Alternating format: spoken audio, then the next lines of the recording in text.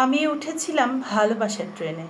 ভেবেছিলাম গন্তব্য হবে শান্ত একটা জায়গায়, যেখানে তুমি থাকবা হয়তো কিছু অভিমান, কিছু হাসি এবং হয়তো থাকবে একটানা থাকার আশ্বাস। চলার পথে বুঝিনি ট্রেনটা ভুল পথে এগোচ্ছে। তুমি ছিলে পাশে ঠিকই, তবুও কেমন যেন দূরত্ব জমে যাচ্ছিল অজান্তেই। তুমি নামলে মাঝপথে, কোনো কিছু না বলে, আর আমি বসে রইলাম তোমার ফেলে যাওয়া সিটে, এই ভেবে হয়তো তুমি ফিরে আসবে। আজ বুঝি আমি ভুল ট্রেনে উঠেছিলাম।